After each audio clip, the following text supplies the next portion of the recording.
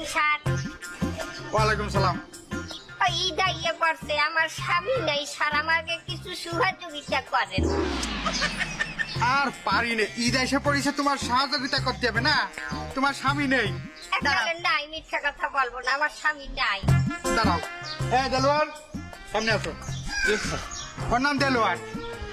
ও একখান বিয়ে করেছে, বউ একটা আছে, তাতে সমস্যা নাই। ও 15,000 টাকা বেতন পাই। তুমি ওরা বিয়ে করো, তোমার আর খয়রাত করে খাওয়া লাগবে না বাবা। আমি ওনার বিয়ে করবো কিসের জন্য? আহা, তা তোমারে আমি তো ভালো বুদ্ধি দিছি। ওরে বিয়ে করলি তোমার আর খয়রাত করে খাওয়া লাগবে না। 15,000 টাকায় ও দুধে বউ চালাতে পারবে।